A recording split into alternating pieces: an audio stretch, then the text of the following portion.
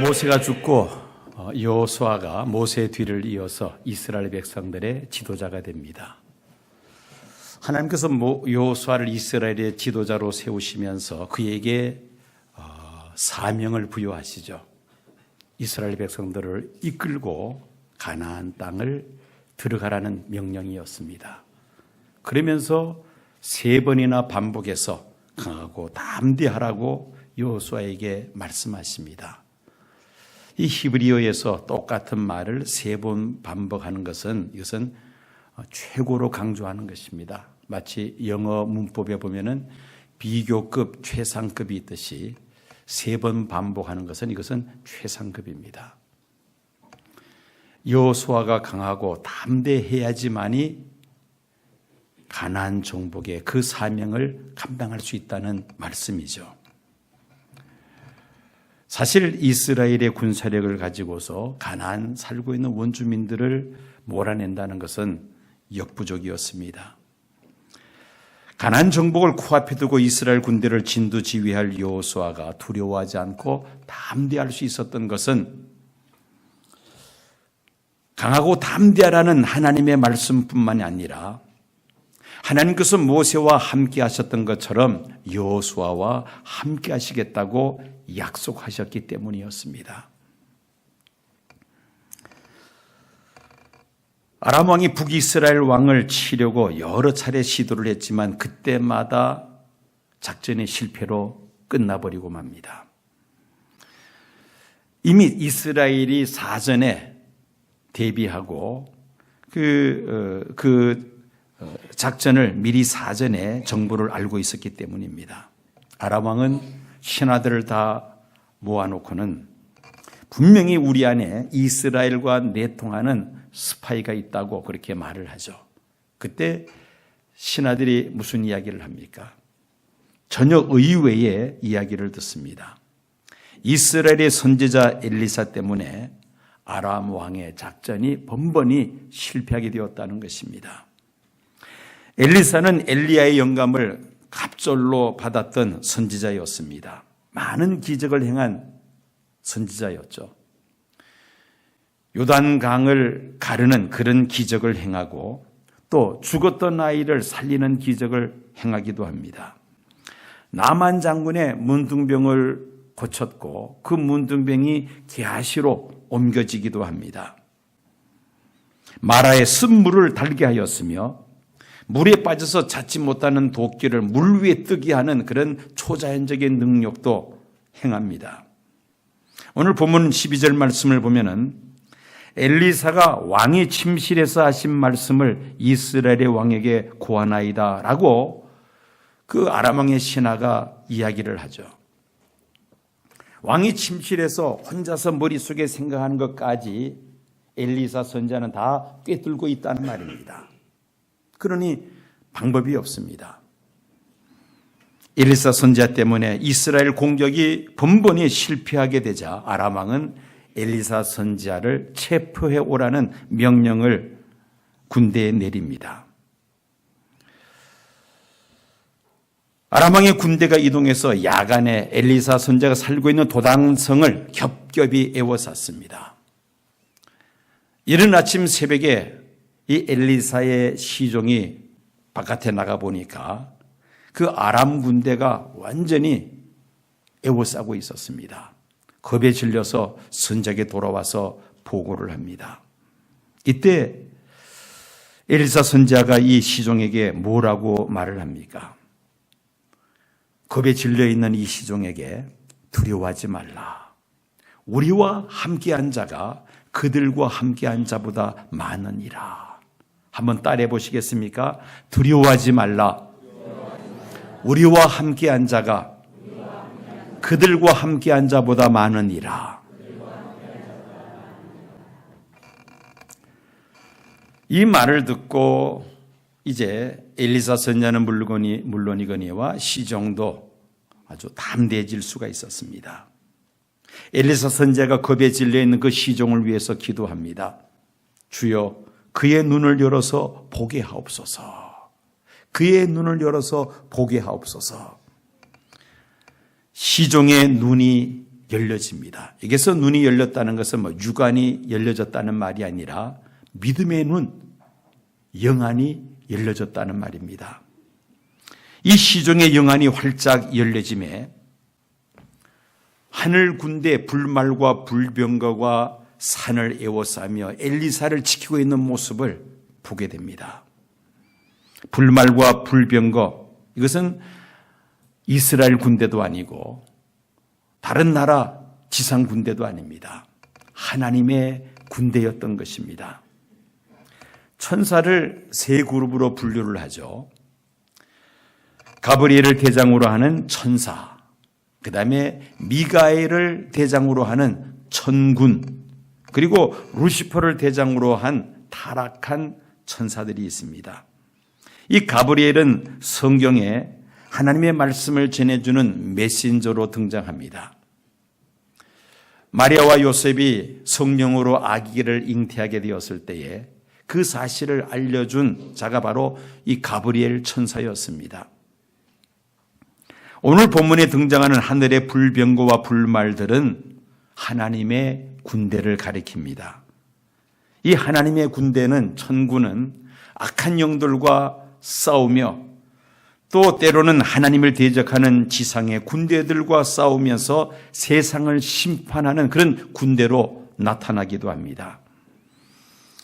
여호수아가 이끄는 이스라엘 군대가 여리고성을 정복하기 위해 여리고성 가까이 접근하고 있을 때에 무장한 하나님의 군대 대장을 만나는 장면이 여호수아 5장에 기록되어 있습니다. 이스라엘 군대가 여리고성에 접근할 때 이미 하나님의 군대 대장이 앞서 여리고성 전투를 위하여 대비하고 있었다는 말씀입니다. 즉 이스라엘이 여리고를 점령할 때에 이스라엘 백성들만 싸우는 것이 아닙니다. 그보다 앞장서서 하나님의 군대가 동원되었다는 말씀입니다. 이스라엘 군대는 사실 거의 민병대 수준이라고 봐야 할 것입니다. 이집트에서 400여 년 동안 종살이 하다가 이제 모세를 통해서 그들의 출애굽해서 가나안으로 이제 이동을 하죠. 40년 동안 광야에서 천막 생활을 합니다. 아마도 이 이스라엘은 이 무기 하나 제대로 만드는 그런 기술이 없었을 것으로 그렇게 추측이 됩니다. 반면에 가나안 땅에 살고 있는 원주민들은 어떻습니까? 그 비옥한 땅에서 살면서 그들은 이미 철기 문명을 도입을 합니다. 그리고 그 당시로 아주 첨단, 최첨단 무기로 군사들은 무장이 되어 있었을 것입니다. 여러분, 이 여리고성은 또 어떤 성입니까? 그야말로 초롱성 같은 성벽입니다. 성벽의 두께가 11m나 됩니다. 그 성벽을 어떻게 무너뜨릴 수가 있습니까? 도저히 이스라엘의 군사력을 가지고서는 여리고성 전투에서 승리할 수가 없었다는 말씀입니다. 하나님은 여호수아에게 하나님의 군대 대장을 만나게 하심으로 여리고성 전투는 이스라엘 군대만 싸우는 것이 아니라 하나님의 군대가 이미 동원된 전쟁이라는 것을 알게 하셨고 그 확신을 가지고 담대하게 여리고성을 무너뜨렸던 것입니다. 도단성을 에워싸고 있는 아람의 군대만 보면은 엘리사는 도관에 든 쥐나 다름이 없습니다. 이제 꼼짝 못합니다. 아람 왕에게 붙잡혀 가야 하는 그런 상황이었습니다. 엘리사의 시종은 심히 두려워했습니다마는 엘리사는 담담했습니다. 왜냐하면 믿음의 눈으로 하나님의 군대가 이미 도단성과 자신을 에워싸고 있다는 사실을 엘리사는 알았기 때문이었습니다. 우리는 오늘 본문 말씀을 통해서 우리들도 두려워하지 않기 위해서는 어떻게 해야 될 것인가? 오늘 말씀을 통해서 세 가지의 교훈을 찾고자 합니다. 첫째는 기도해야만 합니다. 엘리사의 시종이 아람 군대를 보고 두려워하고 있을 때 시종을 위하여 엘리사 선지자가 기도하죠. 그러니까 눈이 밝아지면서 하나님의 군대가 불병거와 불말이 엘리사 선지자와 함께 있다는 사실을 깨닫게 되죠. 엘리사가 기도할 때에 그 시종은 더 이상 두려워지 않았습니다. 성을 에워싸고 있는 아람 군대가 엘리사를 체포하기 위해서 엘리사에게 다가올 때에 엘리사는 그 아람 군대의 눈을 멀게 해달라고 기도합니다. 열왕기하 6장 18절 말씀 보면은 아람 사람이 엘리사에게 내려오매 엘리사가 여호와께 기도하여 이르되 원하건대 저 무리의 눈을 어둡게 하옵소서 하며 엘리사의 말대로 그들의 눈을 어둡게 한지라. 엘리사를 체포하러 온 그 아람 군대의 눈을 하나님께서 멀게 하셨다는 것입니다. 어떻게 할 때? 엘리사 선지자가 무엇을 할 때? 기도할 때 그런 초자연적인 기적이 나타났다는 것이죠.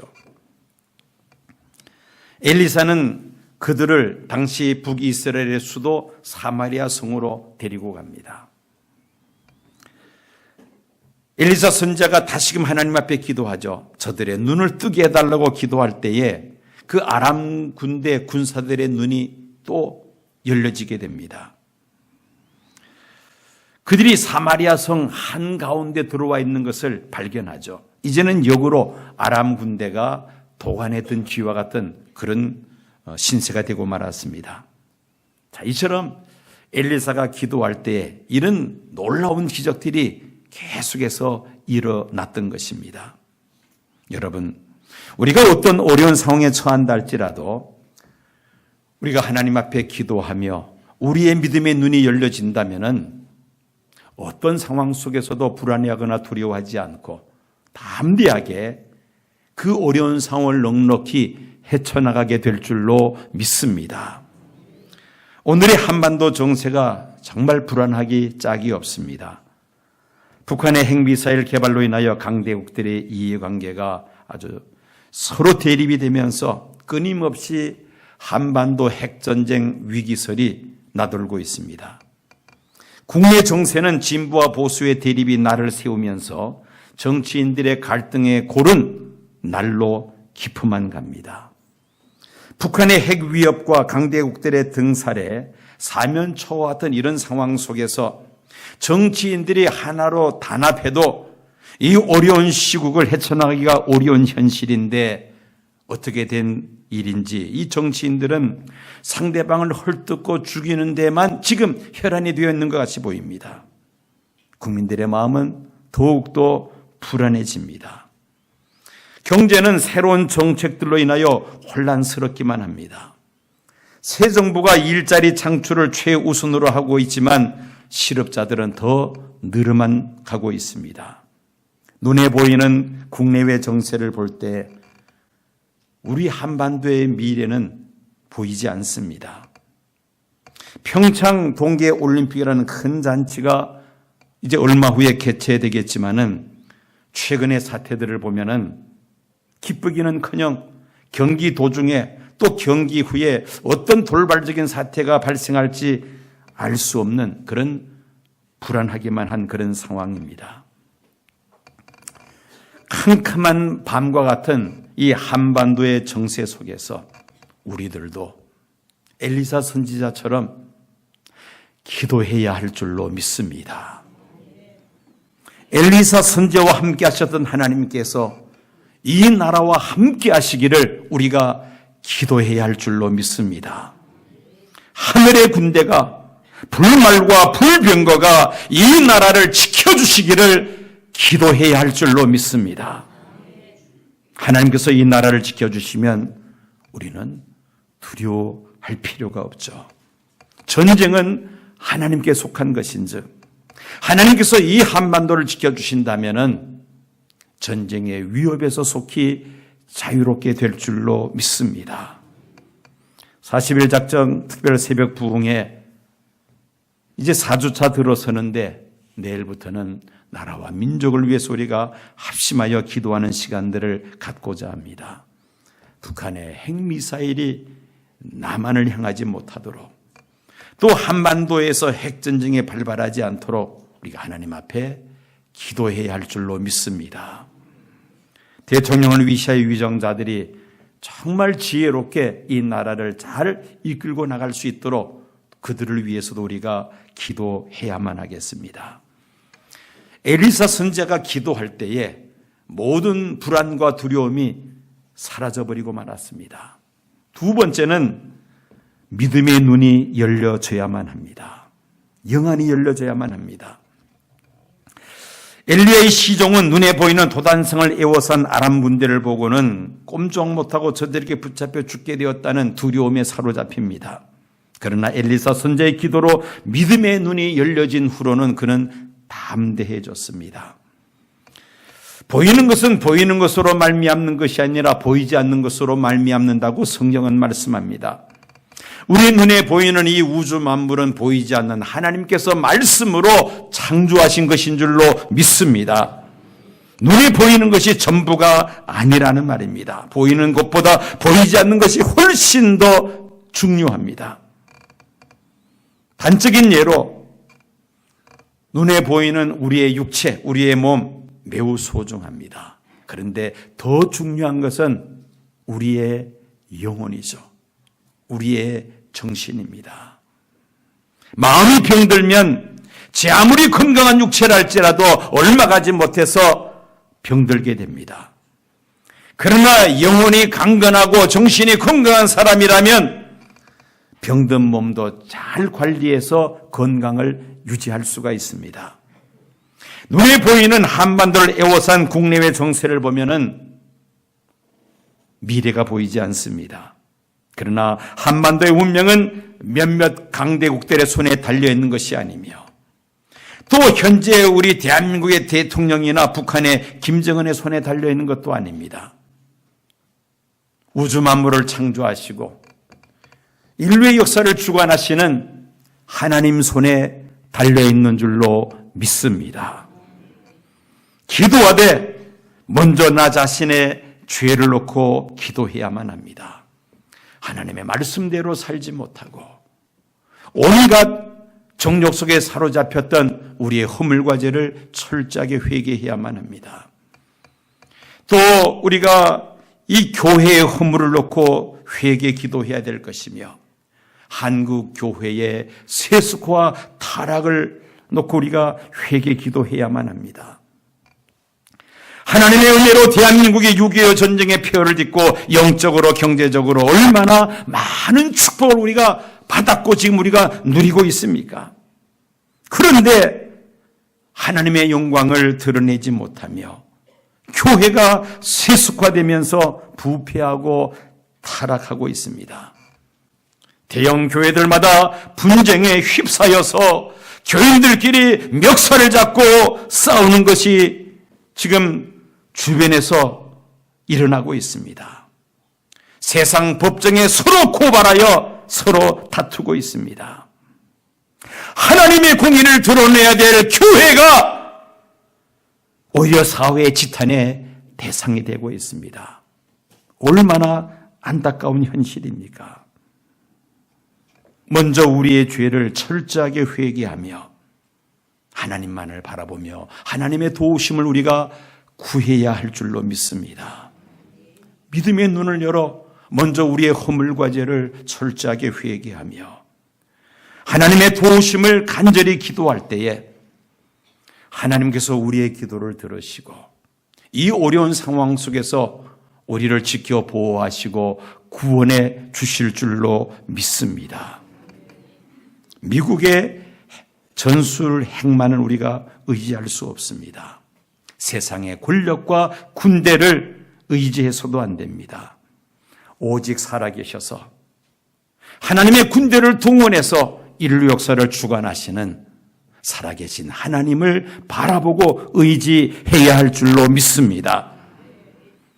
모든 두려움과 불안과 공포에서 우리가 자유함을 얻게 될 것이며 하나님께서 우리의 믿음의 눈을 활짝 열어주실 때에 오늘 이 시대에 하나님께서 행하시는 그 구원의 손길을 믿음의 눈으로 바라보며 우리의 마음에 두려움이 사라지고 하나님 주시는 평안함을 우리가 누릴 줄로 믿습니다. 세 번째는 엘리사는 자기를 체포하러 온 아람 군사들에게 오히려 후한 대접을 하고 돌려보냅니다. 엘리사의 기도로 이 아람 군대의 눈이 완전히 멀어지고 맙니다. 그들을 당시 수도였던 북이스라엘의 사마리아 성으로 끌고 가죠.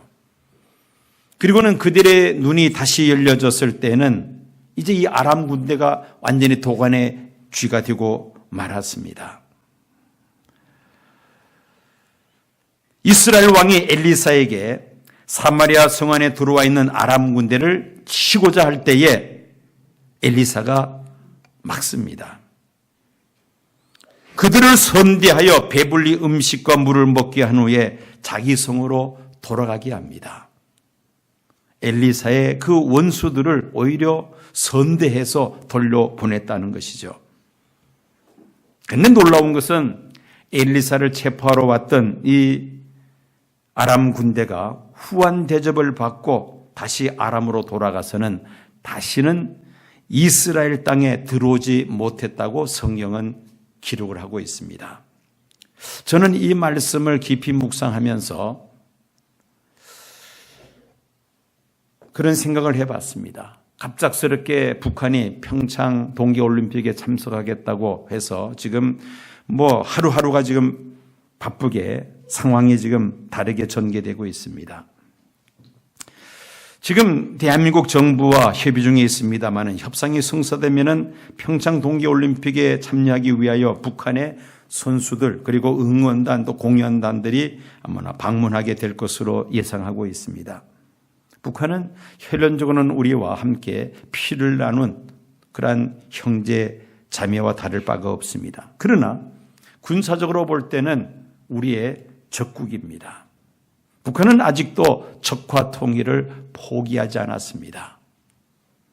적화 통일을 위하여 6.25 전쟁을 일으켰습니다마는 실패 끝나고 말았으며 여전히 지금도 적화 통일은 포기하지 않고 있다는 것이죠. 휴전선을 경계로 남북한이 서로 지금 총칼을 겨누면서 대치하고 있는 상황입니다. 엘리사 선지자가 자신을 체포하러 왔던 아람 군대를 후하게 대접하여 돌려보낸 것처럼 북한에서 오는 그 선수들 응원단, 공연단을 우리가 정말 따뜻하게 맞이해주고 좋은 인상을 받고 돌아가게 하면 어떨까 하는 그런 생각을 이 말씀을 보면서 문득 머릿속에 떠올랐습니다. 지금은 전쟁이 발발했을 때 포로에 대한 이유를 매우 강조합니다. 전쟁 포로를 학대하거나 학살하면은 전쟁 범죄로 국제재판을 받게 되죠. 그러나 엘리사 선지자 시대 때는 이런 일들이 없었을 때입니다. 만약에 두 나라가 전쟁을 했는데 한 나라가 패하면은 완전히 몰살하거나 아니면 살아남은 자는 노예로 팔려나갑니다. 그런 상황 속에서 엘리사 선지자는 그들을 아주 선대해서 돌려보냅니다.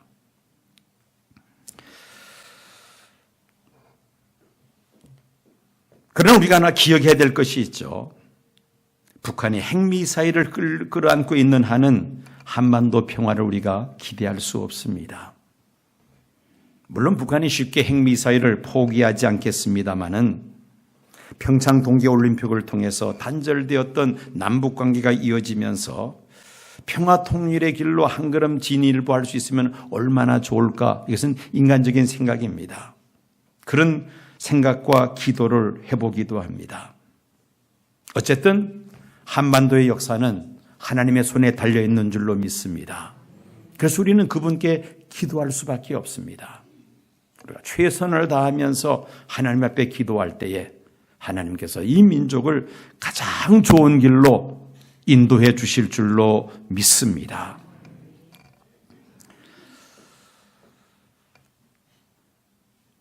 엘리사 선지자를 붙잡으려고 도단성을 포위하고 있던 아람 군대가 엘리사의 기도로 그들의 눈이 멀어져 앞을 보지 못하는 상태에서 이스라엘 수도 사마리아 성으로 이끌려가서 엘리사 선지자의 호의로 후한 대접을 받고 아람으로 돌아간 후 아람 군대가 이스라엘 땅에 다시는 들어오지를 못합니다. 열왕기하 6장 23절 말씀, 왕이 위하여 음식을 많이 베풀고 그들이 먹고 마심에 놓아보내니 그들이 그들의 주인에게로 돌아가니라.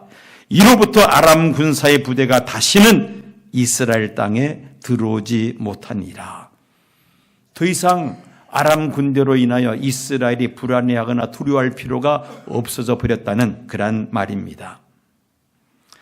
이스라엘이 비록 아람보다 군사적으로 열세였지만 기도의 사람 엘리사 선지자가 있었기 때문에 아람이 더 이상 이스라엘을 괴롭히지를 못합니다.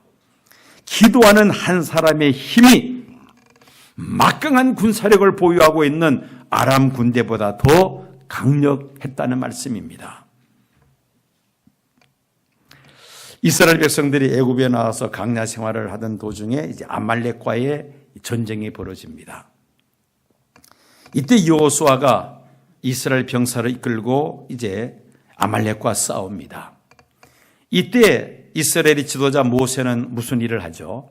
산 위에 올라가서 두 손을 들고 이스라엘 군대를 위해서 기도합니다. 모세가 두 손을 들고 기도하면은 이스라엘이 아말렉을 이깁니다. 팔이 아파서 내리면은 이젠 이스라엘이 아말렉에 밀립니다. 그 모습을 보고는 아론과 훌이 큰 돌을 가지고 와서 모세로 하여금 그 돌 위에 앉게 하죠. 그리고 아론과 훌이 각각 한 팔씩 붙잡고 모세가 팔을 내리지 않고 기도할 수 있도록 그렇게 옆에서 돕습니다. 그날 이스라엘은 아말렉과의 싸움에서 크게 승리를 거둡니다. 물론 이스라엘 군대가 적진과 맞서워 싸우는 그 노력이 있었습니다마는 그러나 우리가 거기에서 우리가 하나 깨닫는 것은 무엇입니까? 모세의 기도입니다. 모세가 두 손을 들고 기도하니까 승리하고 팔을 내리니까 졌다는 것입니다. 기도가 그만큼 중요한 줄로 믿습니다. 마틴 루터에서 시작된 종교 개혁이 영국으로 이렇게 번져갑니다. 그런데 영국에서 종교 개혁이 시작될 때는 사실 그 동기가 순수하지는 않았습니다. 그 당시에 영국의 황제는 헨리 8세였습니다. 그런데 이 헨리 8세가 왕후와 이혼을 하고자 했습니다. 그런데 그 당시에 이 영국 왕이 이혼하려면은 로마 교황청의 교황의 허락을 받아야만 합니다. 허락을 요청했는데 교황이 거절합니다. 성경대로 하나님이 짝지으신 것을 사람이 나눌 수 없다는 그 말씀을 내세우며 거부하죠. 그러자 이 헨리 8세는 로마 교황청과 완전히 관계를 단절하고야만 합니다. 그러면서 영국 자체에 교회가 생겼는데 그것이 바로 성공회입니다. 지금도 성공회는 영국의 국교로 되어 있습니다. 그리고는 성공회 칸타베리 대주교로 하여금 그 왕과 왕후의 이혼을 선포하게 합니다. 대주교가 이혼을 선포하자 당시 왕후였던 캐데린 왕후는 폐위되고 맙니다. 그리고 비참한 그런 삶을 살게 됩니다. 그 캐데린 왕후의 딸이 하나 있었습니다. 그 이름이 메리였습니다. 이 메리는 자기 어머니가 폐위되면서 그 비참한 삶을 사는 것을 보고 마음에 한을 품습니다. 헨리 8세가 세상을 떠나고 아들 에드워드 6세가 영국 왕위에 오릅니다. 그러나 6년 만에 이 에드워드는 세상을 떠납니다. 아들이 더 이상 없습니다. 이 폐위되었던 캐데린 왕후의 딸 메리가 왕위를 이어받습니다. 이 메리가 영국의 여왕이 되자마자 자기 어머니의 이혼에 동조했던 그 성공의 주교들을 숙청하기 시작합니다. 그래서 이 메리 여왕은 피의 여왕이라는 별명을 얻게 되었습니다. 많은 사람들이 성직자들이 숙청됩니다. 그런데 그 당시에 영국 저 북쪽 지역 스코틀랜드에서 종교개혁이 일어나고 있었습니다. 존 낙스에 의해서 스코틀랜드의 종교개혁이 일어나고 있었습니다. 그런데 이 메리 여왕이 그 스코틀랜드의 존 낙스는 건드리지를 못했습니다. 왜냐하면 존 낙스는 기도의 사람이라는 것을 알았기 때문입니다. 그러면서 그때 나온 유명한 말이 있습니다. 기도하는 존 낙스 한 사람이 정예화된 일개 사단의 병력보다 더 무섭다는 말이 그때 나옵니다. 이 메리 여왕이 존 낙스는 두려워서 건드리지를 못했다는 것이죠. 왜냐하면 그가 기도하는 사람이라는 것을 알았기 때문이었습니다. 존 낙스가 스코틀랜드 종교개혁에 성공을 했으며 스코틀랜드 장로교회가 세워지게 됩니다. 여러분, 기도하는 한 사람의 힘이 이렇게 크다는 말씀입니다. 나라가 안팎으로 굉장히 지금 불안한 상태로 빠져들어가고 있습니다. 언제 어디서 무슨 일이 터질지 알 수 없는 정말 불안한 그런 하루하루를 우리가 지금 보내고 있습니다. 이러한 때에 우리가 하나님 앞에 기도해야만 하겠습니다. 엘리사 선지자가 기도할 때에 그 시종의 눈이 열려지면서 그 마음에 담대함을 얻을 수 있었던 것처럼 우리들도 하나님 앞에 기도해야 할 줄로 믿습니다. 우리의 믿음의 눈이 열려지면은 더 이상 우리가 두려움에 사로잡히지 아니하고 하나님께서 이 시대에 이 나라를 통하여 한반도를 통해서 행하고자 하시는 일이 무엇인가를 믿음의 눈으로 헤아리면서 우리가 담대한 믿음으로 이 어려운 때를 헤쳐나가야 할 줄로 믿습니다. 기도하면 담대할 수 있습니다. 그런데 영적으로 졸고 있으면 불안해하고 두려워할 수밖에 없는 것이죠.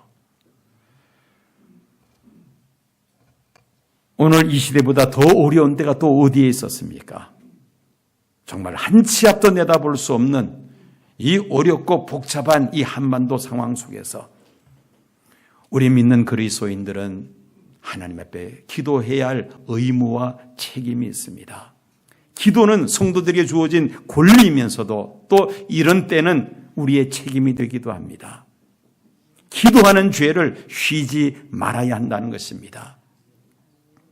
눈에 보이는 세상 것들에게 매여서 우리가 신경 쓸 것이 아니라 오늘 이 어려운 시대에 하나님께서 행하시는 그 일들을 믿음의 눈으로 바라보며 하나님께서 주시는 담대한 믿음을 가지고 이 어려운 때를 넉넉히 헤쳐나갈 수 있는 저와 여러 성도님들이 되어야 할 줄로 믿습니다. 우리 함께 말씀을 기억하시면서 시온의 노래 25장 아무것도 지금은 우리 주 예수 그리스도의 은혜와 아버지 하나님의 극진하신 사랑과 성령님의 감동 감화 충만 역사하심이 앞길이 보이지 않는 사면초가 같은 이 한반도 불안한 현실 속에서도 믿음의 눈을 열어주시며 기도하게 하여 주셔서 이 어려운 때를 넉넉히 헤쳐나가게 하심을 믿고 확신하는 이 자리에 머리 숙인 사랑하는 성도들과 시온교회에 속한 모든 믿음의 권속들과 이 땅에 거하는 하나님의 백성들 위에 지금부터 영원까지 함께 하옵시기를 간절히 축원하옵나이다. 아멘.